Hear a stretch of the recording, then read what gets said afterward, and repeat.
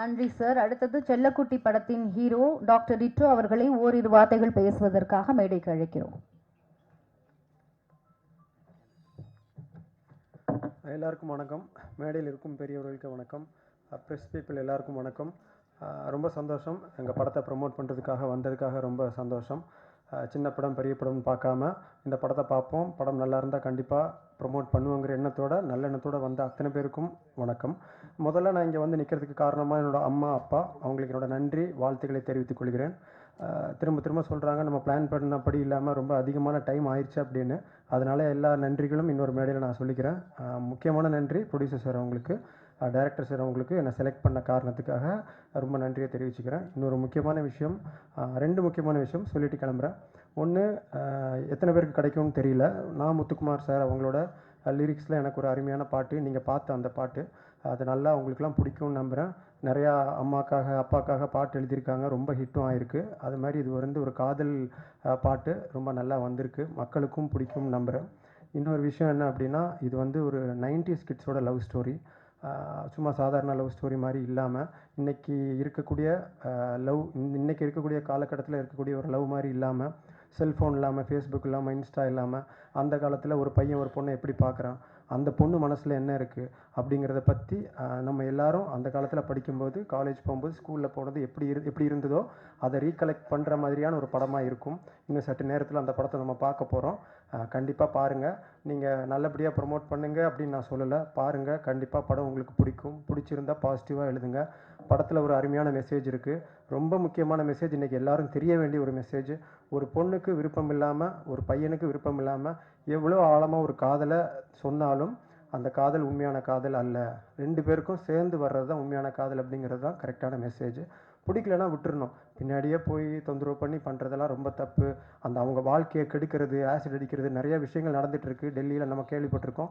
அந்த மாதிரிலாம் பண்ணக்கூடாதுங்கிற ஒரு அற்புதமான மெசேஜை இதில் சொல்லியிருக்காங்க. எல்லோரும் சப்போர்ட் பண்ணுங்கள். வாய்ப்புக்கு நன்றி. வணக்கம்.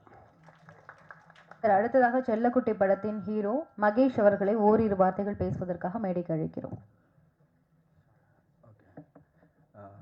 வந்திருக்க ப்ரெஸ் மீடியா பீப்புள்ஸ் எல்லாருக்கும் நன்றி. நிகழ்ச்சியை சிறப்பிக்க வந்த சிறப்பு விருந்தினர்கள் எல்லாருக்கும் நன்றி. இயக்குனர் சார் எல்லாருக்கும் நன்றி. எல்லாமே டிட்டோ பேசிட்டாப்பில், நான் என்ன பேசுறதுன்னு தெரில. எல்லாமே பேசினா திருப்பி ரிப்பீட்டடாக தான் இருக்கும். ஒரு உழைச்சி காசை கொண்டு வந்து ஒரு படம் தயாரிக்கிற தயாரிப்பாளர் வந்து இந்த காசை திரும்ப வரணுன்ட்டு ஓரளவுக்கு பரிச்சயமான முகங்களுக்கு வாய்ப்பு கொடுக்கறது தான் அது ஒரு சேஃபர் சைடாக இருக்கும். இங்கே ஒரு சாமானிய மனுஷனுக்கு சினிமா கிடைக்கிறதுன்றதே ஒரு சரித்திர நிகழ்வு மாதிரி தான் இருக்குது. நான் எதை சொல்ல வரேன்னா, அந்த வாய்ப்பு வந்து சரியான போய் சேர்கிற இடமோ, அது தியேட்டர் ரிலீஸோ, ஒரு ப்ரெஸ் மீட்டோ, ஒரு பாசிட்டிவான விஷயம் நடக்கிறது எல்லாமே. ஒரு உழைச்ச மனுஷன் காசை கொண்டு வந்து உண்மையிலே சீரியஸாக வாய்ப்பு தேடுற, உழைக்கணும்னு நினைக்கிற 2 பசங்களுக்கு வாய்ப்பு கொடுத்து ஒரு படம் பண்ணியிருக்காப்புல. அந்த அன்பே சிவம் படத்தை சொல்லுவாங்கள்ல, அந்த மனசு தான் சார் அப்படின்ற மாதிரி. மனசுக்காக மட்டும் படம் ஓடுறதில்ல, படம் நல்லா இருந்தால் தான் பார்ப்பாங்க. இது நல்ல படமாகவும் இருக்கும். பார்த்து எல்லாரையும் சப்போர்ட் பண்ணுங்கள். நன்றி, வணக்கம். நன்றி சார். அடுத்ததாக செல்லக்குட்டி படத்தின் ஹீரோயின் எம் ஷிம்ஹோ அத்வானி அவர்களை பேசுவதற்காக, ஒரு சில வார்த்தைகள் பேசுவதற்காக மேடைக்கு அழைக்கிறோம்.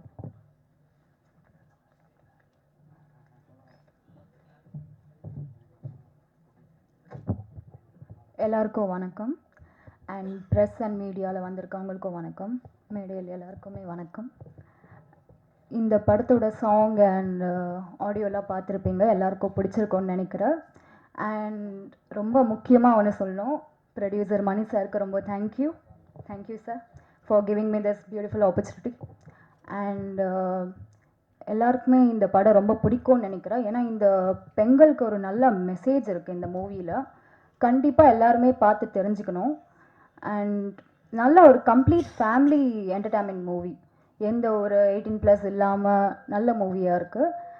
ஸோ எல்லாருமே பார்த்து கண்டிப்பாக பிடிக்கும்னு நான் நம்புகிறேன். தேங்க்யூ. நன்றி மேம். சினிமாவில் உள்ள ஆர்வம் காரணமாக மார்க்கெட் போட்டு அங்கே வேலை பார்த்து ஒரு ஹோல்சேல் கடை போட்டு ரொம்ப கஷ்டப்பட்டு இன்றைக்கி வந்து இது மேலே இருக்க பேஷன்னால் இன்றைக்கி இந்த படங்களை அவர் தயாரிச்சிருக்காரு. வி மணிபாய், அப்புறம் அவங்களுடைய மனைவி சித்ரா அவர்களுக்கும் வாழ்த்துக்கள். தயாரிப்பாளர் வி மணிபாய் அவர்களை ஒரு சில வார்த்தைகள் பேசுமாறும் மேலும் இங்கு இருப்பவர்கள் அனைவர்களுக்கும் நன்றி கூறுமாறும் மேடைக்கு அழைக்கிறோம்.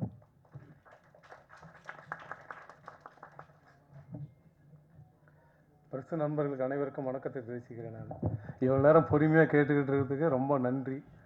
நேரம் இல்லாமல் அந்த மாதிரி ஆயிடுச்சு. உங்களுக்கு முதல்ல நன்றி நான் தெரிவிச்சுக்கிறேன். இந்த படத்துக்கு வந்த உதயகுமார் சார் அவர்களுக்கு நன்றி, ராஜன் சார் அவர்களுக்கும் நன்றி, விஜயமுரளி அவர்களுக்கும் நன்றி, இசையம் சிற்பி அவர்களுக்கும் நன்றியை தெரிவிச்சுக்கிறேன். அப்புறம் அனைவருக்கும் மேடையில் ஹீரோயின்கிற அனைவருக்கும் நன்றியை தெரிவிச்சுக்கிறேன். எங்கள் விநியோகஸ்தர் ஜெனிஷ் அவர்களுக்கு, பேரரசு சாருக்கு வணக்கம் தெரிவிச்சுக்கிறேன். பைல்வான் ரங்கநாதர் அவர்களுக்கும் நன்றி தெரிவிச்சுக்கிறேன். அனைவருக்கும் நன்றியை தெரிவிச்சுக்கிறேன். உதயகுமார் சாருக்கு நன்றி, அனைவருக்கும் நன்றி. கணேசாமி கூட உதவி பண்ணி அந்த லாஸ்ட்டாக அந்த பாட்டை நீங்கள் கேட்டீங்க இல்லையா, அதுக்கு அந்த பாட்டை நான் தான் எழுதி கொடுத்தேன் உங்கள்கிட்ட. அவர் டியூன் அவராக போட்டு பாடிட்டார். நான் எழுதி கொடுத்துட்டேன். அவர் தான் அந்த தொலைந்து போனாலே பாட்டு மியூசிக் பண்ணவர் அவர் தான். நான் ஒரு 10 நிமிஷம் நான் எழுதி கொடுத்துட்டேன். தொலைந்து போனாலே என்னை மறந்து போனாலே அப்படின்னு அழகாக எழுதி கொடுத்துட்டேன். ஆனால் அருமையாக அவர் மியூசிக்காக கொண்டு வந்து அந்த நாதஸ்வரம் பாலை வச்சு அருமையாக கொடுத்தாங்க. அதை நீங்கள் பார்த்துருப்பீங்க, ரசிச்சிருப்பீங்கன்னு நினைக்கிறேன். மற்றபடி இப்போ நீங்கள் படம் பார்க்க போகிறீங்க, பார்த்துட்டு நீங்கள் பாருங்கள். நாம்ளே சொல்கிறதுக்கு இல்லை. அப்புறம் இன்னொன்று சொல்லணும், உங்களை மாதிரி தான் நான் ரொம்ப கஷ்டப்பட்டு இந்த சினிமாவுக்கு வந்து சொல்லணும்னா அந்த கோயம்பேடு மார்க்கெட்டில் மூட்டை தூக்கி தான் தொழில் நான் ஆரம்பித்தேன். பெரிய பணக்கார வீட்டு புள்ளலாம் நான் கிடையாது. ஆனால் எல்லாரையும் நல்லா மதிக்கணும், கவனிக்கணும் அப்படின்ட்டு எப்படியும் அந்த படத்தை வந்து யாருக்கும் பாக்கி இல்லாமல் நான் கொடுத்துருக்கேன். எல்லாருக்கும் நல்லா எடுத்திருக்கேன்னு சொல்கிறத விட தயவுசெய்து நீங்கள் பாருங்கள், பார்த்துட்டு எனக்கு சொல்லுங்கள். வேறு வளவளன்னு பேச விரும்பலை. உங்கள் அனைவருக்கும் எனக்கு நன்றியை சொல்லிட்டு வந்து நான் சின்ன பையனாக இருக்கும்போதெல்லாம் வில்லேஜில் இந்த திண்ணையில் உட்காந்து அந்த கதையெல்லாம் சொல்லிகிட்ருப்பாங்க. ஒரு திரைப்படம் என்பது தான் பார்த்து அனுபவித்து ரசித்த விஷயத்தை அது ஒரு திண்ணையிலேயோ ஒரு மேடையிலையோ ஒரு தெரு முனையிலையோ நின்று கொண்டு முழு கதையையும் சொல்லி கொண்டிருந்த காலம் அது. அப்படி சொல்கிற அளவுக்கு படம் எடுத்தாங்க. இப்போ முழு கதையை யாராச்சும் சொல்ல முடியுமா? இப்போ வந்த மிகப்பெரிய ஹிட்டு கலெக்ஷன் படங்களில் நீங்கள் கதை எப்படி சொல்கிறதுனே தெரியாமல் முடிச்சிட்ருப்பீங்க. இப்போ நான் கொஞ்ச நாளாக பார்த்துட்ருக்குறேன். அண்ணனுக்கு தெரியும், படம் விமர்சனங்கள்ன்ட்டு நிறைய யூடியூபர்ஸை நீங்கள் ரொம்ப முயற்சி பண்ணுறீங்க. உங்களை நான் பாராட்டாமல் இருக்க முடியாது. ஏன்னா அந்த படத்தை பார்த்துட்டு அந்த படத்தை கதை என்னன்னு சொல்ல முடியாமல் திணறீங்க பாருங்கள். நொந்து நூடுல்ஸ் ஆகி அப்புறம் பார்க்கலாங்க, இது நல்லா இருக்கு, அவங்களுக்கு பிடிக்கும் இவங்களுக்கு பிடிக்கும்னு எப்படியெல்லாம் நீங்கள் ஒப்பேத்துறீங்க. உங்களுக்கு நான் தலை வணங்குறேன். இப்படி இருக்குது அந்த காலத்து படங்கள். ஏங்க நம்ம 90களில் இருந்த படங்கள் வரை ஒரு படத்தின் கதையை அழகாக படம் பார்த்து விட்டு வந்து சின்ன பசங்களுக்கோ பக்கத்து வீட்டுக்காரங்களுக்கோ கதை சொல்லுவாங்க தெரியுமா? அந்த மாதிரி ஒரு படத்தோட கதையை இப்போ சொல்ல முடியுமா? மிக பிரம்மாண்டங்கள் என்ற பெயரில் மக்களுடைய பாக்கெட்டை மட்டுமே எங்கே இந்த பாக்கெட்லேருந்து எவ்வளவு எடுக்கலான்றதை மட்டுமே மைண்டில் வச்சுட்டு ஸ்கிரிப்ட் பண்ணி அது உட்காந்து ஜனங்க வேறு வழி இல்லாமல் எல்லா தேட்டர்லேயும் அதே படத்தை போட்டு வேறு எங்கேயுமே போக முடியாது, நீங்கள் அங்கே தாண்டா வந்தாகணுன்றது கட்டாயப்படுத்தி இன்றைக்கு வசூல் வேட்டையில் ஈடுபடுகிறார்கள். இது வந்து தமிழ் திரையுலகம் எந்த அளவுக்கு மோசமாக போயிட்டுருக்குன்றதுக்கு ஒரு எடுத்துக்காட்டு இதுதான். தயவு பண்ணி நல்ல கதைகள் எடுங்க. கதைகளுக்கா பஞ்சம்? ராஜன் சொன்ன மாதிரி எத்தனை வாழ்வியல் விஷயங்கள் இருக்குது, எத்தனை அழகான விஷயங்கள் இருக்குது. நம்மை சுற்றி நடக்கிற நல்ல விஷயங்களை படமாக எடுங்கள். ஏதோ ஒரு இங்கிலீஷ் படத்தை பார்த்துட்டு இவ்வளவு பெரிய ஓட்டை இருக்கிற ஒரு கன்னெல்லாம் நாங்கள் பார்த்ததே இல்லைங்க, அதை சர்வசாதாரணமாக எடுத்து சுட்டுட்ருக்காங்க. எங்கேங்க நம்ம ஊரில் அதையெல்லாம் நடக்குது? எத்தனை தடவை தான் காதலை பூ சுற்றுவீங்களா? சுற்றினாலும் பரவாயில்ல, நீங்களும் அந்த சுற்றுற படத்துக்கு எப்படியாவது ஓட வைக்கணுன்ட்டு நீங்களும் முயற்சி பண்ணுறீங்க பாருங்கப்பா. கஷ்டமாக இருக்குங்க. அதுக்காக நான் சொல்ல, இப்போ நானே எனக்கு ஒரு தயாரிப்பாளர் வந்து நீங்கள் கண்டிப்பாக ஒரு படம் எடுக்கணுன்னா நான் ரொம்ப யோசனை பண்ணுவேன். ஏன்னா அவ்வளவு குழம்பி போயிருக்கு மைண்டு. ஒரு நடிகரை போட்டால் ஒரு 400 கோடி ரூபா கலெக்ஷன், ஒரு 600 கோடி ரூபா கலெக்ஷன் என்ற பிம்பத்தை ஏற்படுத்தி கதை இல்லாமல், ஒரு அழகியல் இல்லாமல், எதை பார்த்தாலும் நைட்டில் போட்டு அடிக்கிறது, உதைக்கிறது, வெட்டுறது, குத்துறது, சுட்டு தள்ளுறது, அப்புறம் மீறி மீறி போனால் கடைசியில் எல்லாம் முடிச்சுட்டு ஒரு ஹை ஸ்பீடு ஷாட்டை போடுறது, இல்லைன்னா முன்னாடி போடுறது. எல்லா விவரம் தெரிஞ்சவங்க ஏமாற்ற ஆரம்பிச்சிட்டாங்க. சினிமாவை நம்ம தான் காப்பாற்றணும். சினிமா எப்பவுமே நல்லா தான் இருக்குது. சினிமாக்காரர்கள் தான் சினிமாவை ஏமாற்றுகிறார்கள். சினிமா யாரையும் ஏமாற்றுவதில்லை. நான் சொல்கிறேன், உண்மையிலுமே ரொம்ப மனசுக்கு கஷ்டமாக இருக்குது. நல்ல படங்கள்னு நம்ம சொல்லி சந்தோஷப்படக்கூடியது 1% கூட இல்லை. 1%க்குள்ளே தான் நல்ல படங்கள் என்பது வருகிறது. இன்றைக்கி பாருங்கள், தெலுங்கு ஃபில்ம் இண்டஸ்ட்ரியில் பிரமாதமாக படம் எடுக்க ஆரம்பிச்சிட்டோம். கன்னட இண்டஸ்ட்ரி நம்ம தமிழ் படத்தை விட நல்லா எடுக்கிறாங்க.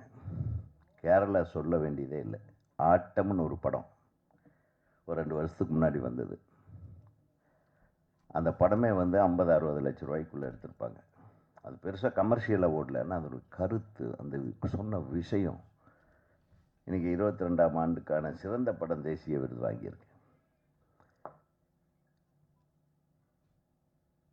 எல்லா மொழி படங்களுக்கும் தமிழ் ஒரு உதாரணமாக இருந்த காலம் மாறிவிட்டது.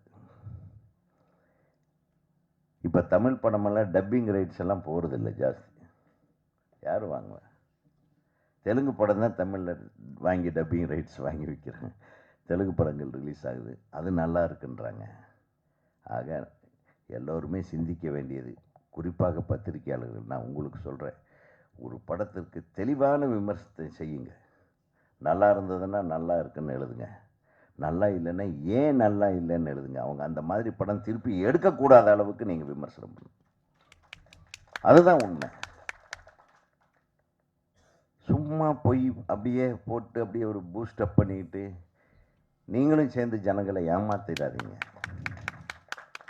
இது என்னுடைய வேண்டுகோள். நான் சொல்கிறேன், ஏன்னா நம்ம ஒரு காலத்தில் நம்ம அவ்வளவு கண்ணில் ரத்தம் வர்ற மாதிரி ராத்திரி எல்லாம் தூங்காமல் காலையில் ஃபஸ்ட் ஷாட் எப்படி எடுக்கிறது, மத்தியானத்துக்குள்ளே இந்த சீன் எப்படி எடுக்கிறது, இப்படி எல்லாம் திங்க் பண்ணி பாதி நரம்பு சரியாக வேலை செய்யாமல் போனாங்க. இந்த டைமில் நான் சொல்கிறேன், உண்மையாகவும் சொல்கிறேன். ஏன்னா எல்லா உண்மையான கலைஞனுக்கு, ஒரு டைரக்டருக்கு, கேமராமேனுக்கெல்லாம் அவங்களுக்கு ஃபஸ்ட்டு வந்து பிரெயின் தான் அஃபெக்ட் ஆகும். அப்படியெல்லாம் கஷ்டப்பட்டு நடித்தவர்கள் இருக்கிறார்கள். சிவாஜி கணேசனை போல் இன்றைக்கி கஷ்டமே படாமல் நடித்து காசு வாங்குறவங்களும் இருக்காங்க. கஷ்டப்பட்டு எடுத்த இயக்குநர்கள் இருக்காங்க. இன்றைக்கி ஜாலியாக வந்து படம் பண்ணுறாங்க. சில டைரக்டருக்காக நான் சொல்கிறேன், குறிப்பாக சொல்கிறேன், இயக்குநர்கள் மீதும் தவறு இருக்கிறது. முழுமையாக ஒரு கிராஃப்டை தெரிஞ்சுட்டு வந்து படம் எடுக்கணும். இங்கே படம் எடுக்க தெரிஞ்சுக்கிறாங்க. முதலையாவது ஃபில்ம் ரோலில் ஃபில்ம் ஷூட் பண்ணுவாங்க. நமக்கு இத்தனை 1000 அடிக்குள்ளே நம்ம ஒரு படத்தை எடுக்கணும், அந்த கட்டாயத்தில் இருப்போம். ஒரு சீனுக்கு கிட்டத்தட்ட ஒரு ஒரு ஒரு 400 அடி ஷூட் பண்ணால் 200 அடி, அதாவது ஒரு 2 நிமிஷ படம் நம்ம ரெடி பண்ணலாம். இந்த ரேஷியோவில் பார்த்தீங்கன்னா ஒவ்வொரு ஃபில்ம் ரோல் ஒவ்வொரு அடியும் நமக்கு பணம் போட்டு வாங்கணும். டெய்லி போய் பணம் வாங்கிட்டு வருவாங்க ப்ரொடியூசர்ஸ் லேபில். இப்போ அது இல்லை. இப்போ டிஜிட்டல் வந்த கடைசியில் எத்தனை நிமிஷத்துக்கு அவங்க படம் எடுக்கிறாங்கன்னே தெரியாது. அங்கே ஒரு கேமராவை, இங்கே ஒரு கேமராவை, அங்கே ஒரு கேமராவை, ஒவ்வொரு கேமராவுக்கும் விலை இருக்குது. அது எடிட் பண்ணுறது, எல்லா கண்டென்ட்டையும் பார்த்து எடிட் பண்ணுறாங்களன்றதே ஒரு டவுட்டாக இருக்குது. நான் அவ்வளவு கண்டென்ட்டு. ஆக planning is a must. Plan பண்ணி ஒரு இயக்குனர், ஒரு தயாரிப்பாளர், நல்லா பிளான் பண்ணி படம் எடுத்தால் ஒரு தயாரிப்பாளரை காப்பாற்ற முடியும். பிளான் பண்ணி ஒரு தயாரிப்பாளர் இவ்வளவு நாளுக்குள்ளே எடுக்கணுன்றது ஒரு டைரக்டரும் ஒரு நடிகரும் ஒரு தயாரிப்பாளர் உட்கார்ந்து பேசி படம் எடுத்தாங்கன்னா ஓரளவுக்கு உங்கள் நஷ்டத்தை தவிர்க்க முடியும். அதையெல்லாம் மீறி ஒரு மிகச்சிறந்த கதையை, ஒரு மிகச்சிறந்த விஷயத்தை நீங்கள் அழகாக எடுப்பீர்கள் என்றால் உங்களை நீங்கள் தற்காத்து கொள்ள முடியும். இந்த 3 இல்லைன்னா ரொம்ப கஷ்டம். சினிமாவே எடுக்கக்கூடாது. அதுதான் உண்மை. அது உங்களையும் வருத்தி, படமே யாரும் வாங்க மாட்டேன்றாங்கன்னு வாங்குறவங்களையும் வருத்தி, தியேட்டரை கொடுக்க மாட்டேன்றாங்கன்னு தியேட்டருக்காரங்களையும் திட்டி, நம்ம நல்ல படம் எடுத்தால் நிச்சயமாக நாம் வெற்றி பெற முடியும்.